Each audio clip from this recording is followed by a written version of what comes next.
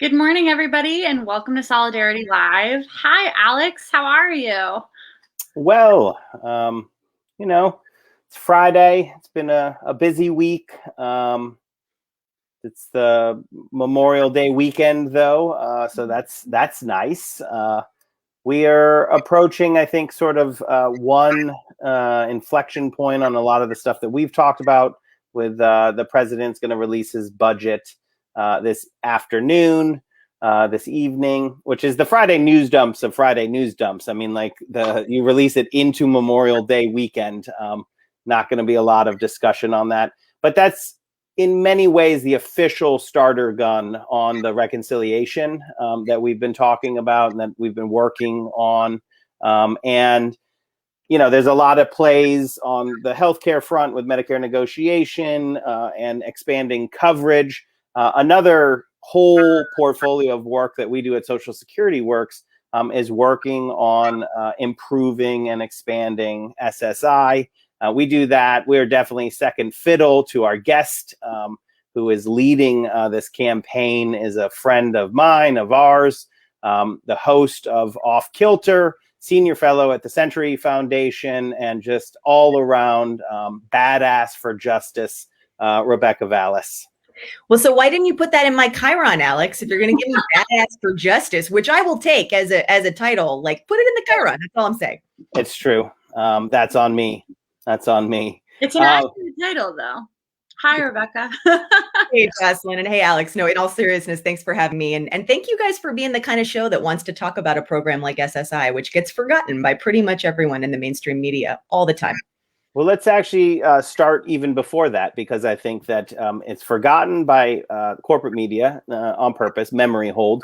But for a huge percentage of people, they don't even know what it is, that it exists, that it's something that we do, and that it has been a battlefield of the austerity fetishists and the right wing forever, because they like things to be, their policies have to be cruel and stupid, as you and I have talked about many times.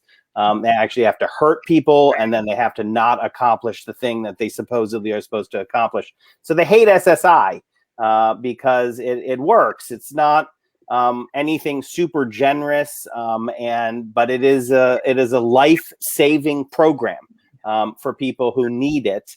And I want to just let you sort of describe it first. What is SSI? Maybe a brief history of it and the importance it plays. Yeah, and it's probably the right place to start, because honestly, SSI, Supplemental Security Income, is the part of Social Security that most people have never heard about, and it gets way less attention and way less press than the rest of the Social Security system. SSI, as I mentioned, it's Supplemental Security Income, but we're going to call it SSI. It is a program that's part of our Social Security system, but it's there as sort of a backstop for millions of people who are elderly, people who with disabilities, and about 1 million children with disabilities, for whom there's almost nothing else. And it's a critical program for the nearly 8 million people who rely on it as nothing short of a lifeline. It provides subsistence level income for the people who receive it. It's about $794 per month at most. That's the amount for 2021. Imagine trying to live on $794. But for the people who receive it, for those nearly 8 million seniors and people with disabilities and children with disabilities who receive SSI, it's the difference for many between being out on the street or having a roof over your head, being able to put food on the table or going hungry, or being able to afford copays on needed medications or needing to cut pills in half. That's really what SSI means to people. Unfortunately, this program, which was enacted back in 1972, actually signed into law by President Nixon, something people often forget, has been left to wither on the vine for more than 30 years because it's effectively been forgotten by Congress. So benefits have not only withered, but many aspects of the program have now actually become features that trap people in poverty and make it impossible for disabled people and older adults to even meet their basic needs when the program is supposed to be a lifeline out of poverty. So that's a big part of why I appreciate so much that you guys are taking the time to spotlight SSI right now, given that we have an historic opportunity to improve it, to update it, to finally make it into the safety net program that it has the potential to be in this next recovery package. And that's something that I and a lot of advocates are working very hard to make happen right now. Let me do one follow-up, Jocelyn. I'm going to steal your question. Sorry. No, go for it. So two things. One, you said "and historic," which I always respect. So I'm just pointing that out. And then two, you were a little polite because you said "forgotten about." And that's not actually true, right? I mean, like, here's what actually I think happens, and we can talk about this on this show, is that the Republicans want to kill poor people. They literally want to kill them through negligence, through right, like, oh, this alleviates child poverty, like destroy it, get rid of it. Because you see it now playing out with the unemployment insurance debate. They literally want people to be so scrambling, so suffering, and not able to make ends meet that they'll take low-wage jobs in unsafe conditions. That is their worldview, is that if you actually materially help people, that it's bad for the job creators. What that means is it's bad for the billionaires. And you know what? It might be bad for the billionaires. It probably is bad for the billionaires because they make their money by actively killing us. That's what my t-shirt says right there. And it's exploiting people, extracting wealth from them. But since Reagan, Thatcher, the big problem has been the left used to have a positivist vision for what it was that we were trying to do. We were saying, no, we want to materially improve people's lives through acts of pragmatic solidarity. We want to create programs that alleviate child poverty. We don't want seniors living in poverty and dying in penury. And then Reagan happened, and there's this huge overreaction to Reagan. And so literally Democrats stopped talking about poverty. They did not want to talk about poor. They were like, welfare, can't talk about it, right? Like, do everything they could to be like, no, we're not the ones who want to help people. That is broadly what neoliberalism is, right? Like, get away from these public programs and say, we're going to do public-private partnerships.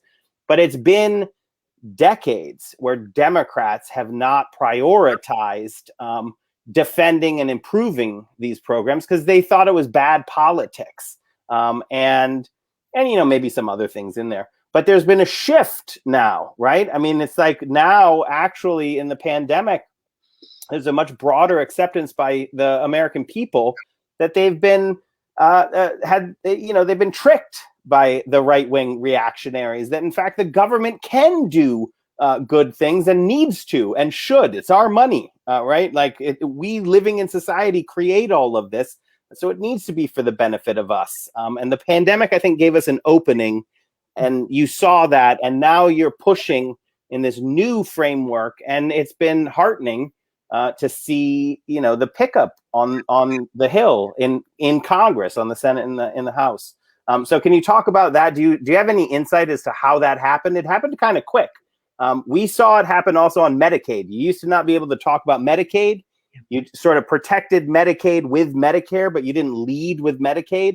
And then all of a sudden, because of long-term care, we were like, actually, you can lead with Medicaid. Medicaid has the aura on it now.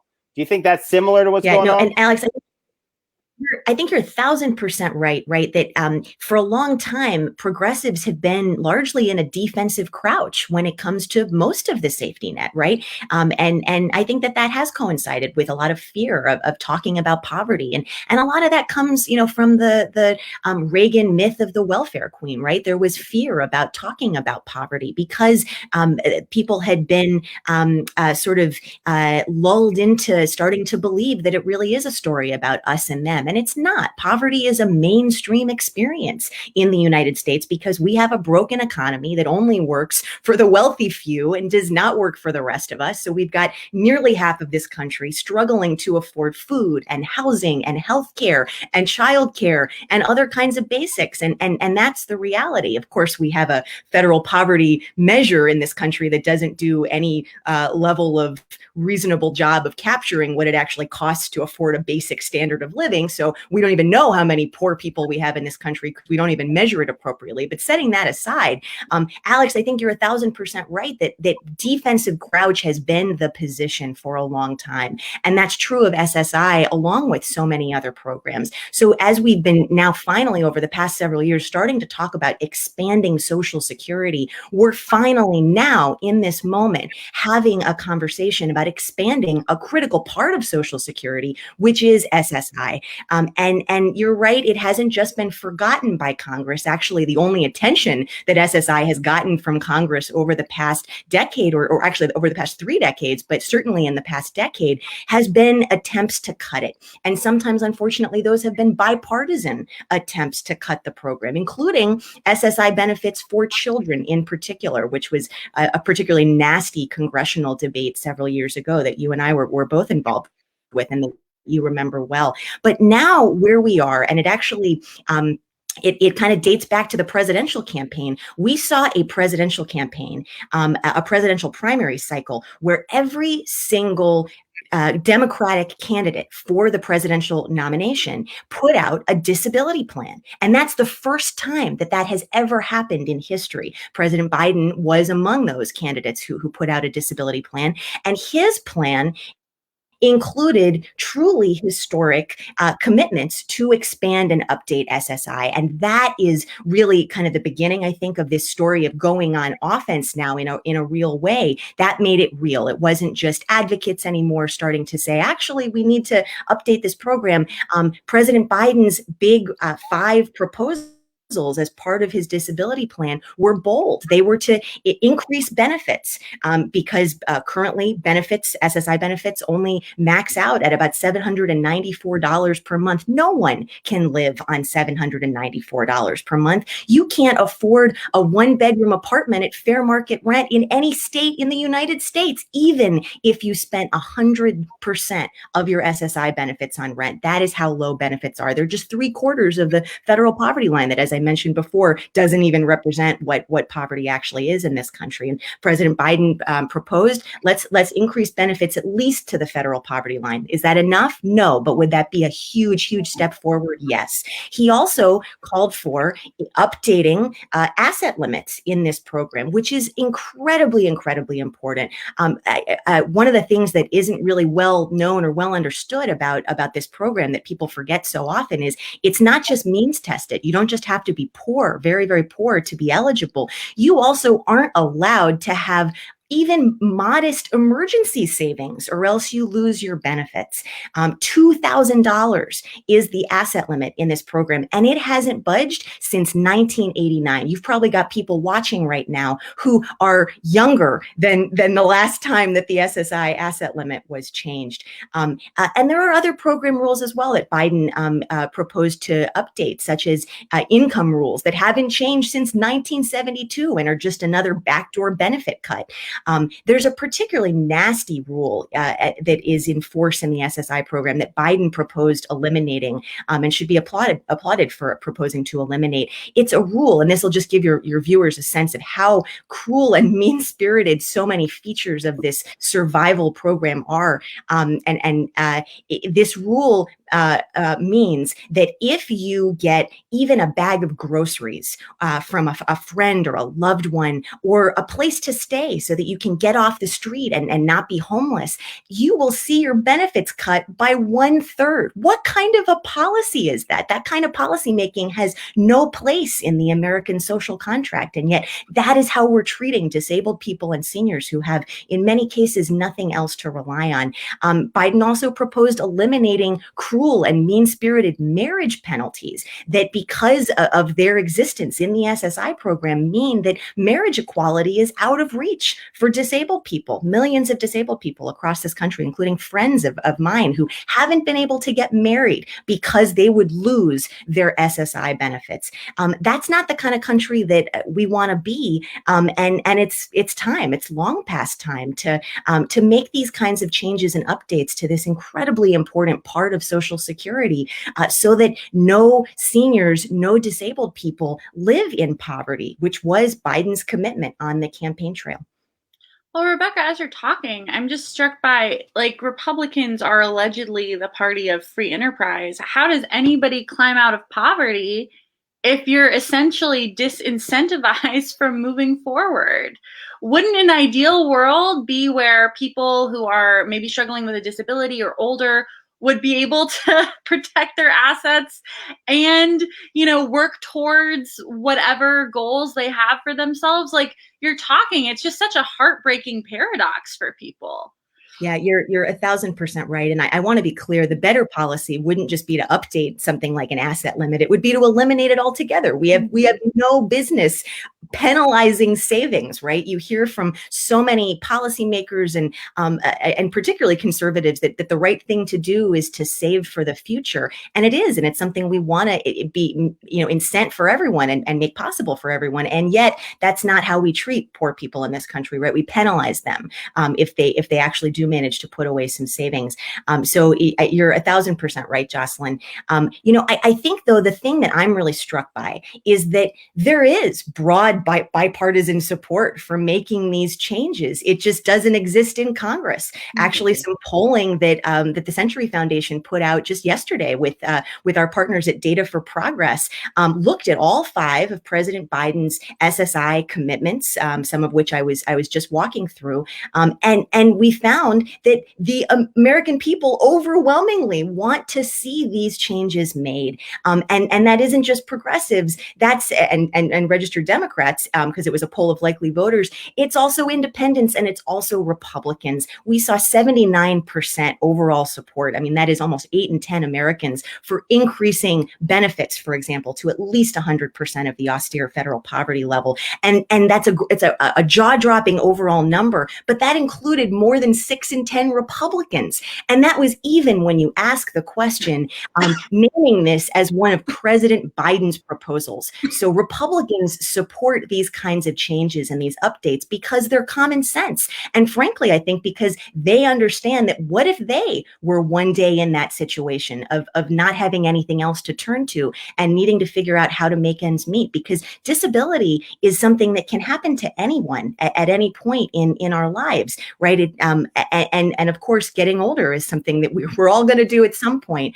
And families caring for children with disabilities. I mean, that's the other thing. This program is so incredibly important for families with kids with disabilities because there is no other income support for that group. And for families with disabled kids who receive SSI, those benefits can be the difference between being able to keep your child at home and with the family versus needing to send them to an institution, a place that no one wants to send any of their loved ones, and which we learned during this pandemic, although many of us knew this well before the pandemic, but I say learned in scare quotes, what death traps these kinds of institutions can be, in addition to being just terrible places for people to live, inhumane, lack of dignity. That's not a place for anyone. And yet that was the reality for so many, particularly children with disabilities, but also adults, until this program existed. That's really what's at stake here. And that's why we see such broad bipartisan support for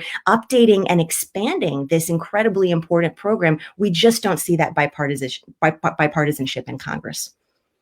So I don't know if I've ever talked about this with you, Vallas, so I don't know if you're going to hate this part of the discussion, but it's sort of taking it into a philosophical place a little bit, but also a policy place. I get hit by UBI people all the time, universal basic income people, who they sort of want to take Social Security, the old age retirement survivors part.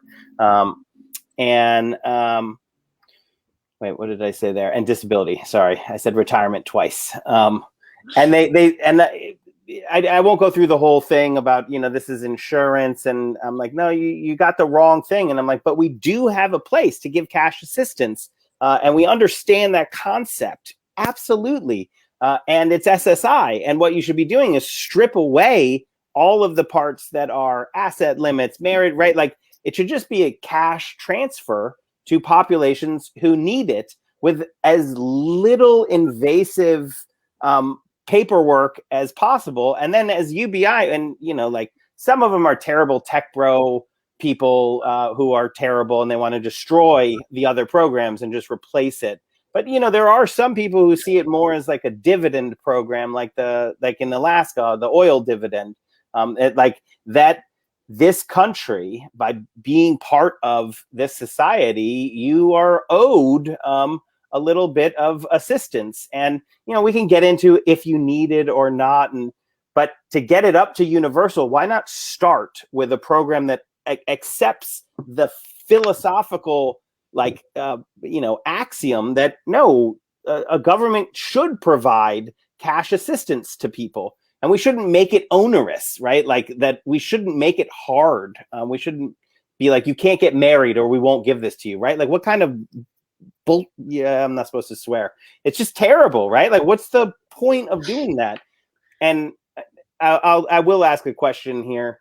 It's going to be about like that philosophy, like strip it away and then try to broaden it out. That's where UBI people, I think, should put their energy, that sort of policy framework. People should understand that SSI is the place that you should work on it and battle out there, right? Like you could do really great work getting rid of all of these bad concepts, remove them.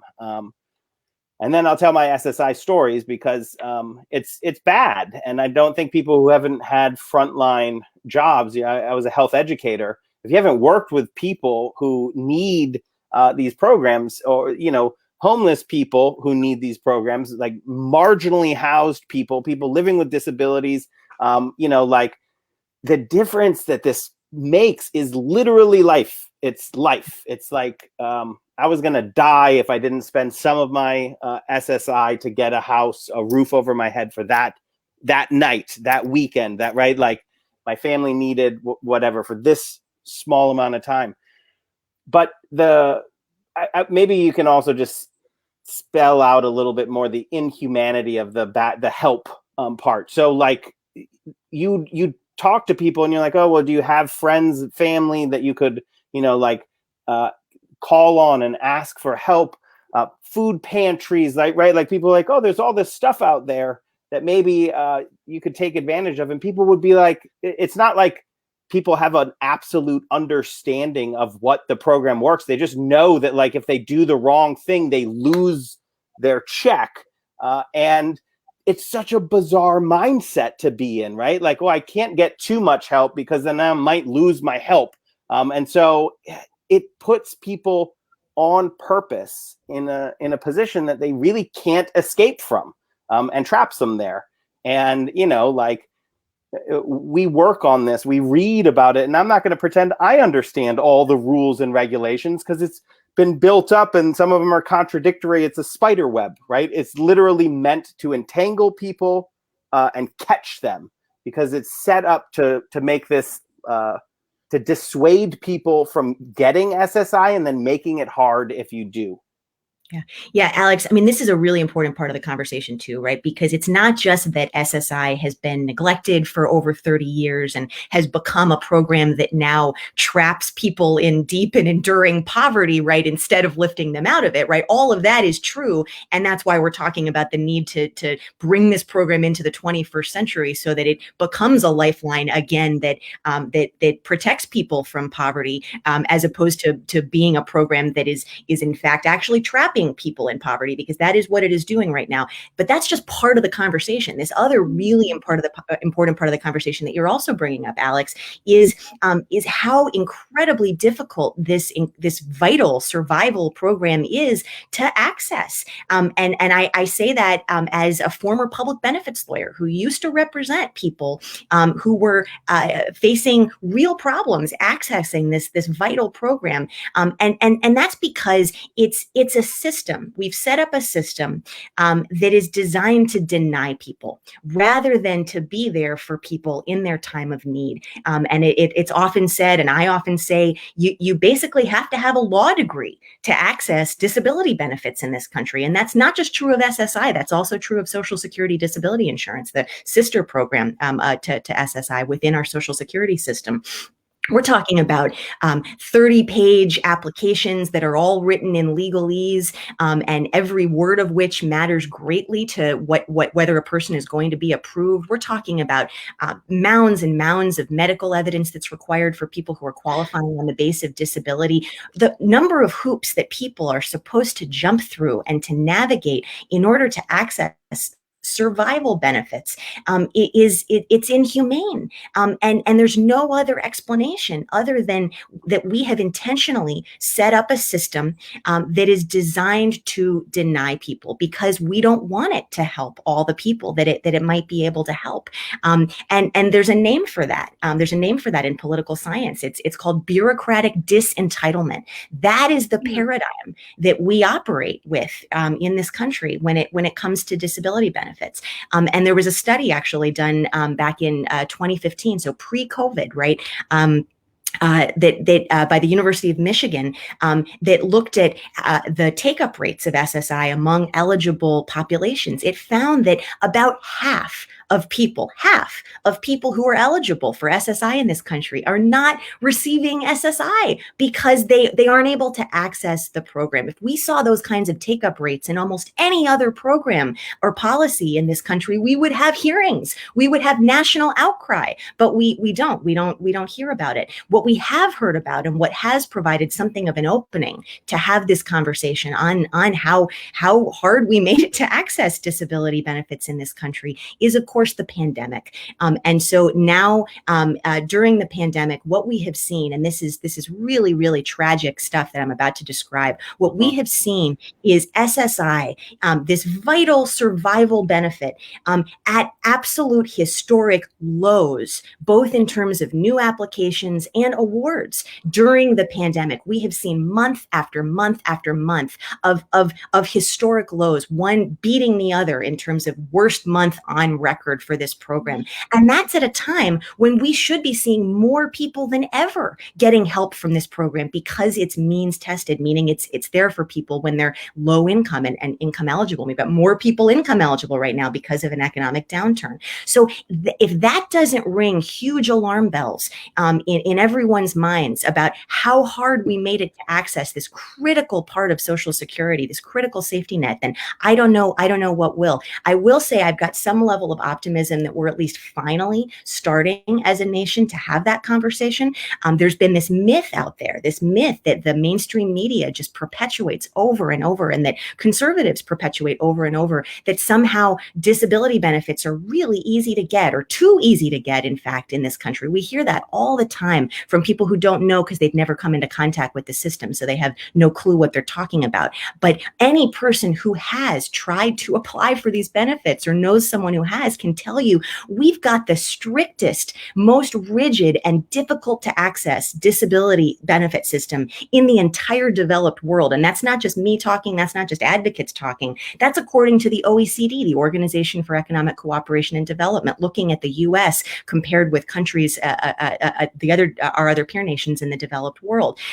So that's the reality of this system. And now, because of this pandemic and because of concerns about COVID long haulers who now are representing the largest influx of new entrants into the disability community that we've seen in modern US history, there is finally a spotlight on the truth as opposed to the myth. And that is that we made it way, way too hard to access this incredibly important system. And we've got a real urgent imperative right now, not just to increase benefits and to remove all of those archaic and cruel and mean-spirited provisions that trap people in poverty, but also to really re-examine what hoops are we putting people through in order to be able to get survival benefits, and is that the kind of country that we want to be?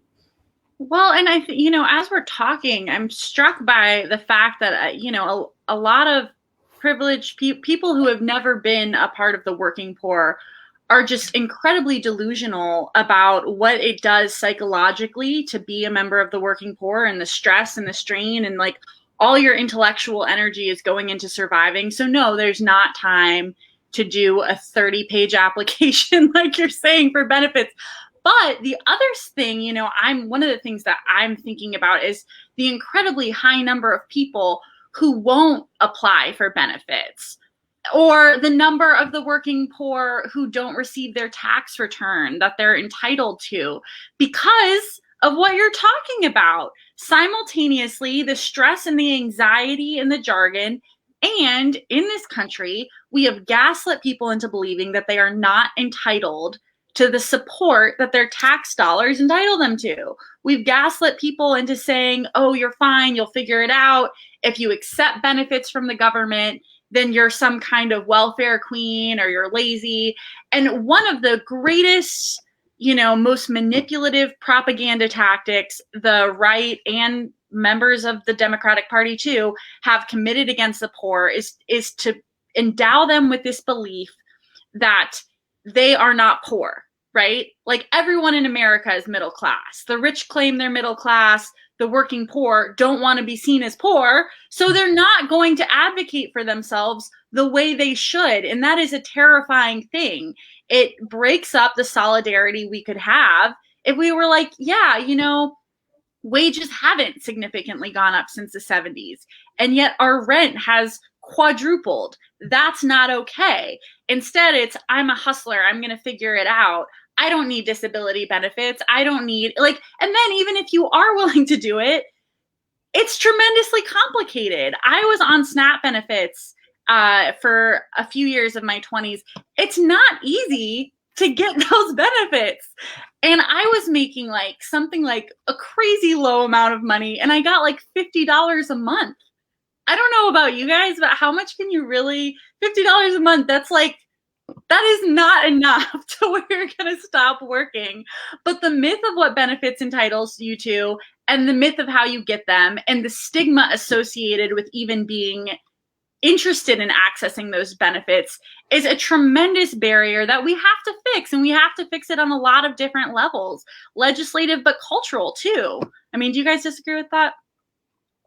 No, I think you're 1,000% right. I think it also all goes back to the sort of neoliberal narrative, right, that underpins so much of this, right? It's the pull yourself up by your bootstraps, the rag to riches kind of story, right? That's the narrative that still underpins most people's thinking in this country, and particularly many policymakers. And it's also it's allowed to persist in so many ways because there's a fear, I think, of talking about what conservatives end up branding as socialism, right? And that's the boogeyman that we're always up against. There's a fear, I think, among so many progressives about really starting to talk about the kinds of policy responses that we know we need. I think we're starting to see that shift, though. We're starting to see that shift in this moment. We've got people talking about a new deal or a third reconstruction. We've got a lot of big think happening right now in a way that we haven't seen for a long time. As we work to quote unquote build back better, I will say part of what's giving me optimism in this moment is this program we've been talking mostly about, SSI, has been mostly forgotten for decades by federal policymakers. When it has been remembered, as we've been talking about, it's been mostly to try to cut already meager benefits or make it even harder to qualify. But in this moment, we have unprecedented momentum on Capitol Hill right now for finally expanding and updating and strengthening this vital program. We have seen 18 senators, including Senator Sherrod Brown, Senator Bernie Sanders, Senator Elizabeth Warren, and Senator Ron Wyden, joined by a number of their colleagues in the Senate, send a letter to President Biden and Vice President Harris telling them how important SSI is and how critical it is to include it in Build Back Better. On the heels of that, we've seen over 100 organizations across the advocacy spectrum come together, from the disability community, the seniors community, and beyond, calling upon leadership in the House and in the Senate to tell them we must include SSI in Build Back Better. And we've seen members of Congress like Congressman Jamal Bowman, who is brand new to Congress, just one of the freshman members that so many folks are excited about right now, taking on SSI and expanding SSI as one of his first priorities in Congress. Because, you know, I was just talking to him yesterday in an event that we hosted. Yes. I've got a cat in the shot. There we go. That was going to happen at some point. Sarah wants to be part of things. All right, we'll let her be part of things. I was just talking to Representative Bowman yesterday in an event that the Century Foundation hosted with a number of our advocacy partners in this SSI push around Build Back Better. Congressman Bowman was saying, when I first heard that we penalized marriage in this program, that we penalized mutual aid, loved ones helping each other with making sure they have enough food. He said, I couldn't believe when I first heard that we hadn't updated this program's asset limits in over 30 years. He said he couldn't believe that any of this had been allowed to go on, and that his colleagues in Congress had allowed this to go on for so long. And so he's making this one of his first priorities now that he's in Congress. So I am optimistic that even if we aren't seeing leadership from the White House right now in prioritizing updating SSI, which unfortunately we're not quite really seeing Biden live up to his promises from the campaign trail just yet, in including SSI and things like the American Family Plan, right? It was very disappointing not to see it in there. We are seeing huge momentum from Congress in making sure that this is going to be a priority in an upcoming package. And that polling we were talking about earlier, showing just how overwhelmingly bipartisan the support is for updating this important program in this moment, I think shows that we're going to only see growing momentum in the weeks and the months ahead. And I'm excited to keep talking with you guys and to keep working with you, Alex, on this behind the scenes to make sure that happens. Your cat totally upstaged you. I'm sorry. You are brilliant. Everything you were saying was brilliant on message, and that cat, Sarah, is just up there, just being a cat, and I am mesmerized. Look at how comfortable and awesome that cat is up there. I would like to tell you, believe it or not, she's never made it to the top of that bookcase. She doesn't even really jump. She's just proud of herself. She's just up there like, yes. She's like, I'm going to pick now to scale the bookcase. Love it. Yep. Love that. So I want to take it a little bit different place. It might be a little uncomfortable for you, Vallas, but I think we'll work through that. If you want to go back to the policy and stuff, it's important. You're the expert here. But what I want to talk about is actually more on the activism side, something that we talk about often here. But there's so many people involved in this push. And so we do a lot of coalitional work. And so it's always thank you for all of our allies, our partners, right? We mean it. We work with a lot of people. But you specifically, Rebecca Vallas, playing the role that you have done at building the community, at actually stitching together some different coalitions that are not actually generally working together, not like they're antagonistic, but working together to build bigger and bigger community around this issue is actually what's gotten us here. And it started back when the Trump administration was just actively attacking people with disabilities. And we were fighting back these rules. We've talked about them on the show, the continuing disability reviews, the CDRs, and other attacks on people within Social Security and more broadly within the discretionary programs as well. But what you were able to do, I think, extremely successfully, and I'd like you to sort of muse on it if you would. I said uncomfortable because I'm going to ask you to talk about yourself, but it's more like how do you see that act of building solidarity, of taking, in this case, the disability community, seniors, discretionary programs are sort of sometimes at odds with mandatory programs. You don't have to go into all of the DC jargon, but you can say there's these communities that don't naturally work together. They aren't opponents, but when we were all standing shoulder to shoulder, we blocked the CDRs under Trump. They tried to get them through. We blocked them. Then Biden removed them. We still got to get rid of Andrew Saul and David Black at the top of the Social Security Administration, who are ideological enemies of the program, of the entire system, and of SSI. I mean, they're bad people to have in there. It's like the next thing we have to work on. But to get where we are right now, you had to build a community where we all are like feeling comfortable and in solidarity with each other. And that's what's gotten us here. You can feel it. Like, so members are doing the right thing, and that's wonderful. And I love them for doing the right thing. But you can also fear it in the fear of the people who probably would have done the wrong thing before, but they're like, oh no, they're organized. Wait, I can't buy one off against the other. I can't pit them against each other. They're standing together and saying, no, we need to improve and expand SSI. Can you talk a little bit about what building solidarity actually looks like? And not just the one word answer of like, or one sentence, lots of Zooms and emails. But we know that it's more the underlyingness, like how you did it and how you knew what you needed to do. Well, Alex, I appreciate the kind words. And I think it's important that this not sound like it's just me who's doing this work, right? Because it's a really important coalition who's really come together around this. And I want to name a lot of those folks.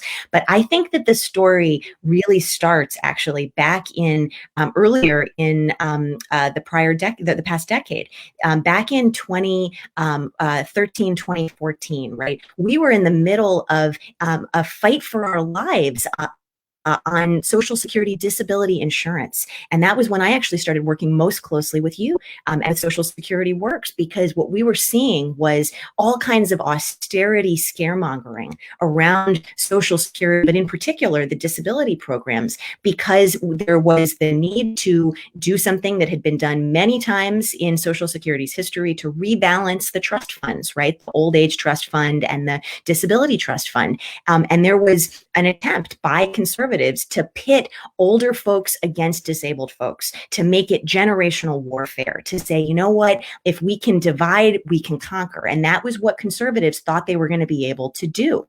At that moment, it was really important that disability leaders came together with folks who were leaders in the seniors community and in the Social Security community to say, you know what, we have one Social Security system and we care about all of it. And we're going to fight to strengthen all of it, but we're also going to fight to protect all of it. And I think that's when it really, that's when a lot of this really started, was folks coming together. We're going to stand shoulder to shoulder to protect against any cuts to the Social Security system. We're not going to let them divide and conquer us. What has been incredibly exciting in now recent years is the switch from defense to offense. And so we're a little bit farther behind, I would say, the Social Security expansion movement, which you, Alex, and many others that you work with are to be credited for that incredible turnaround in advocacy tactics over the past 5 to 10 years, so that we're not just saying no cuts, we're actually saying, no, we need to expand. And that's been really important in changing the conversation so that it isn't a debate about how much do we cut. It's a debate about how much do we strengthen and how do we do that. We've been a little bit behind, I think, where you guys have been within the disability community in pushing from a no cuts place on the disability insurance, Social Security disability insurance and supplemental security income. But I think we're finally there now. And I think it really is on the heels of that defensive solidarity that now we see offensive solidarity. And we see groups that not only are not able to be pitted against each other when there are cuts on the table, but who are saying, you know what, we all need to work together because we're all stronger when we work together shoulder to shoulder. And we're going to do that on offense now. So it was really important that groups like Justice and Aging, who has been a huge leader on SSI over the years and who represents not just older folks, but also people with disabilities, right, be part of this work. work, it was really important that leaders like the ARC of the United States and the Consortium for Citizens with Disabilities, which is the largest umbrella organization of disability groups, be part of this work with Social Security Works and the Strengthened Social Security Coalition, and groups like the Center for American Progress, who has come out in support of this proposal. Not a small thing, given that they're an organization that has at points, been susceptible to austerity messaging, and other groups that are leaders within the anti-poverty movement, groups like the Center on Budget and Policy Priorities, who came out in support of putting SSI in upcoming recovery legislation in our event that I mentioned yesterday. So I think there's been growing trust over the years from defensive partnership. But what's so incredibly exciting in this moment, and what you're referring to, Alex, is that we now have, I think, made the jump from defensive solidarity to offensive solidarity. And I think now that is where we are, I think the possibilities are limitless. And what's really incredibly important is that we not think too small in this moment, that we not negotiate against ourselves and say, oh, well, let's only ask for a couple of small things because, we're worried we might not be able to get big things or we won't be taken seriously. No, that's why everyone's come together around all of Biden's commitments, not just picking one or two and saying that's what we're going to push for. And I think that's a spirit that we're also hearing from leaders on the Hill who understand that this is not just a priority of disability groups. This is also a priority of seniors group and children's groups and groups that care about economic justice. And that's why we see, I think, it borne out in the popularity in polling as well. This is something everyone understands is good for all of us, and is the kind of policy making that everyone can really agree on. So solidarity, I think, Alex, you're right, is the word of the day, and it's not just because that's your brand on this show.